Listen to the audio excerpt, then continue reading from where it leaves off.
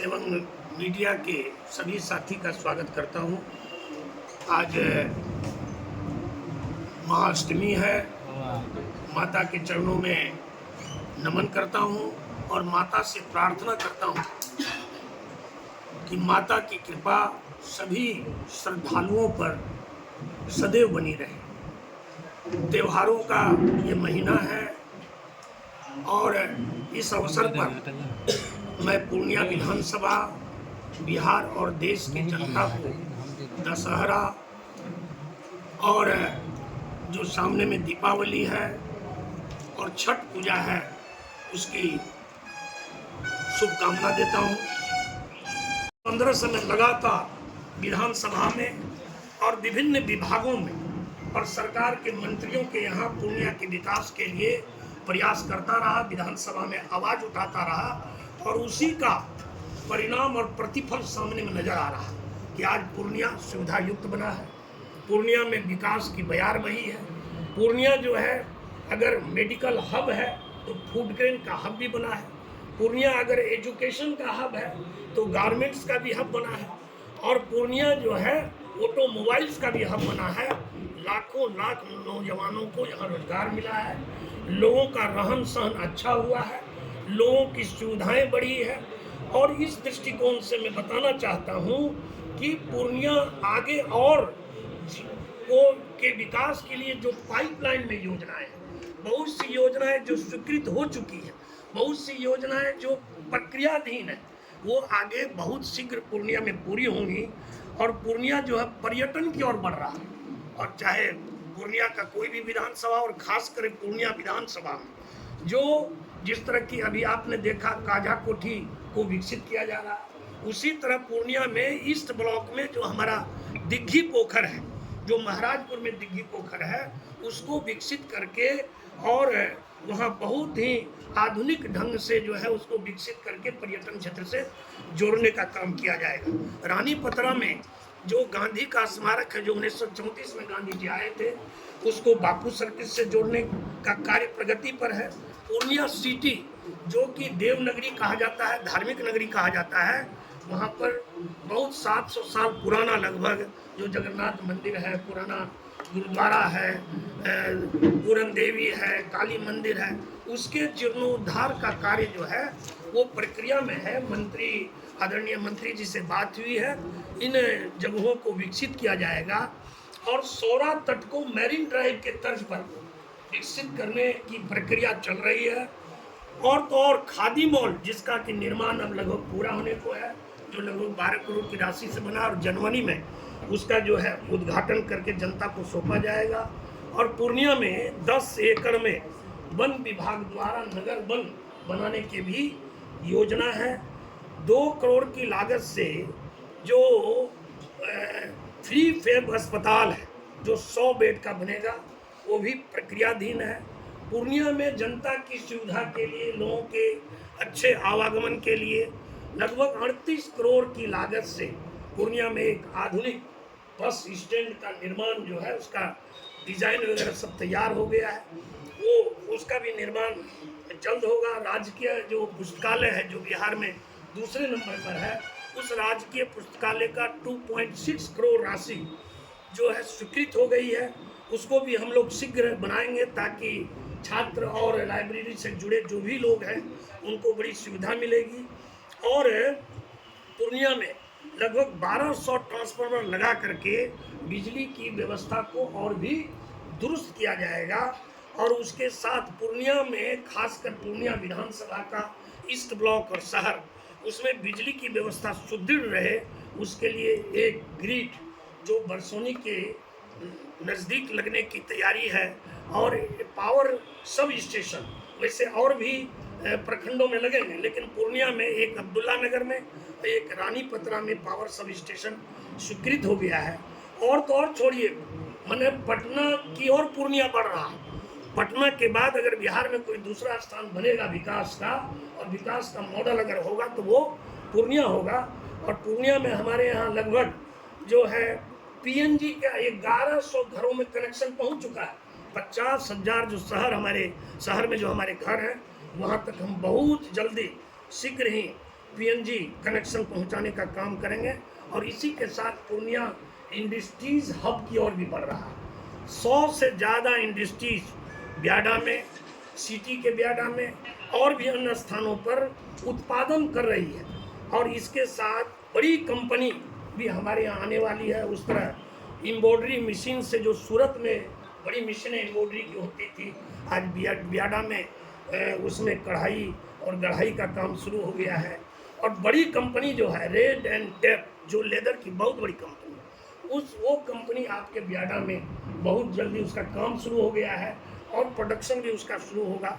और मोगिनीज जो एक बड़ी कंपनी है, राष्ट्रीय स्तर पर और अंतर्राष्ट्रीय कंसर्न बेकरी की कंपनी है, उसकी भी फैक्ट्री इंस्टॉल हो रही है जिसमें काफ़ी लोगों को रोजगार मिलेगा। ड्राई सेल बैटरी जो ऑल इंडिया लेवल पर जिसका नाम है, उसका भी प्रोडक्शन वहाँ शुरू होगा। इस तरीके से पूर्णिया इंडस्ट्री हब की ओर बढ़ रहा है। आगे इससे काफ़ी लोगों को फायदा होगा और नरेंद्र मोदी ने कहा है कि सिर्फ नौकरी नहीं, आप नौकरी देने का भी काम कीजिए, आप उद्योग लगाइए, आप भी आत्मनिर्भर होइए और सैकड़ों, हजारों, लाखों जो पूर्णिया के नौजवान हैं उसमें जब कार्य करेंगे तो वो भी आत्मनिर्भर होंगे। और पूर्णिया का विभिन्न क्षेत्रों के विकास के साथ साथ सड़कों का जाल भी बिछा है। सिर्फ पूर्णिया विधानसभा की हम बात करें तो 2023-24 के बाद 24-25 जो वित्तीय वर्ष है उसमें ईस्ट ब्लॉक में आरडब्ल्यूडी से 46 सड़कों का निर्माण शुरू हो गया है। उसमें आधे सड़कों का निर्माण शुरू है और आधे सड़कों का निर्माण और इसी वित्तीय वर्ष में पूरा कर लिया जाएगा। और इसी के साथ शहर की बात अगर करें तो शहर में भी शहर वासियों के लिए पूरी आवागमन के लिए सुविधा दी गई है। 100 ऐसी सड़कें हैं जिसका कि टेंडर नगर निगम से हुआ है और 27 करोड़ की राशि से लगभग 100 सड़कें जो इस बार कैबिनेट में पास हुआ, जो मुख्यमंत्री समग्र शहरी योजना, जिसमें छोटी छोटी सड़कें हैं, बड़ी सड़कें हैं, ताकि लोगों का आवागमन, सुगम आवागमन बहाल हो सके, ऐसे 100 सड़कों का अनुशंसा मैंने किया है। उस पर भी काम शहरवासी की सुविधा के लिए शीघ्र शुरू होगा। दूसरा, परिवहन के क्षेत्र में भी पूर्णिया को 50 की प्रचंड बहुमत से भारतीय जनता पार्टी की सरकार वहाँ की जनता ने बनाने का काम किया है। और हरियाणा में देश के इतिहास में ये हैट्रिक लगा है और इस हैट्रिक के लिए मैं देश के यशस्वी प्रधानमंत्री नरेंद्र भाई मोदी को बहुत बहुत बधाई देता हूँ कि उनके नेतृत्व में हरियाणा के जो मतदाता हैं और हरियाणा के जो पहलवान, किसान, जवान हैं, उन्होंने उन पर भरोसा जताया और इस पर विश्वास किया कि मोदी है तो मुमकिन है। और भारी जीत के साथ वहाँ हरियाणा में भाजपा की सरकार बनी है। और जम्मू कश्मीर में भी जो रिजल्ट आया है उसमें जो पूर्व में हमारी सीटें थी उसमें काफ़ी इजाफा हुआ, मत का प्रतिशत भी काफ़ी बढ़ा है। और जम्मू कश्मीर की जनता ने ये साबित कर दिया कि देश का संविधान सबसे बड़ा है। लोकतंत्र पर जम्मू कश्मीर की जनता को विश्वास है और उसने इस मतदान में पूर्ण सहयोग करके और भाग लेकर के पाकिस्तान को करारा जवाब देने का काम किया है।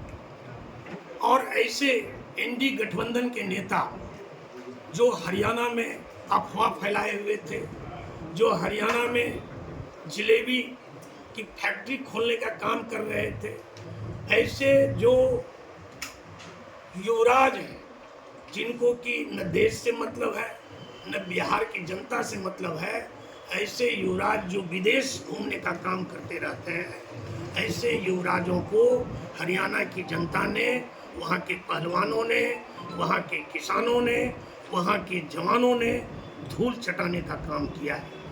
और छोड़िए, इन नेताओं से और क्या अपेक्षा की जा सकती है जो पशु चारा खाकर जेल गए, जमीन लेकर के नौकरी देने का जिन्होंने काम किया है, परिवार और वंशवाद में जो लिप्त रहे हैं, उनकी जगह जनता जेल में देख रही है। हर कोई को लालू का जंगल राज याद है। आज बिहार में बाढ़ था और युवराज जो है विदेश की सैर कर रहे थे। इनको बिहार के विकास से कोई मतलब नहीं है, बिहार के जनता से कोई मतलब नहीं है, और कांग्रेस का तो देश से सफाया होने वाला है। इसलिए कि कांग्रेस के जो युवराज हैं, जो संविधान को हाथ में लेकर चलते थे और जो एसटी, एससी, ओबीसी के विरोधी रहे हैं, उनके दोहरे चाल चरित्र के चेहरे को देश की और बिहार की जनता पहचान चुकी है और उनको रिजेक्ट भी कर चुकी है। और आने वाले समय में इनका जो स्थान है, जनता अंतिम स्थान पर रखना चाहती है, जहां पर कि 70 साल राज करने के बाद भी देश में गरीबी बढ़ाने का इन्होंने काम किया। और इसी दृष्टिकोण से कांग्रेस का और एनडीए गठबंधन का आने वाले समय में सफाया होने वाला है। देश में मोदी की आंधी चल रही है। मोदी के जो विकास के कार्य हैं वो घर घर तक पहुंचे हैं, और बिहार में ऐसा कोई घर नहीं है जहां के केंद्र और राज्य की योजना उस घर तक नहीं पहुंची है। सड़कों का अगर जाल बिछा है तो हर मोदी पर विश्वास है और मोदी को हर कोई आशीर्वाद देने के लिए तैयार है। इसलिए आने वाले समय में अभी जो हरियाणा का रिजल्ट आया है, उस हरियाणा का रिजल्ट भाजपा का सिर्फ रिजल्ट नहीं है, ये देश के 140 करोड़ जनता के पक्ष का रिजल्ट है। इसलिए आने वाले समय में जो महाराष्ट्र में चुनाव है और झारखंड में चुनाव है और दिल्ली में चुनाव है, उसमें भी भारतीय जनता पार्टी की सरकार बनेगी। और 2025 में जो बिहार में चुनाव होना है, उसमें प्रचंड बहुमत से एनडीए की भी सरकार बनेगी। और आज के प्रेस के कॉन्फ्रेंस के टेंडर हो चुका है। 52 एकड़ जमीन का अधिग्रहण जो किया गया था वो हैंडओवर हो गया है, और कनेक्टिंग रोड का भी जो है समस्या समाप्त हो गई है।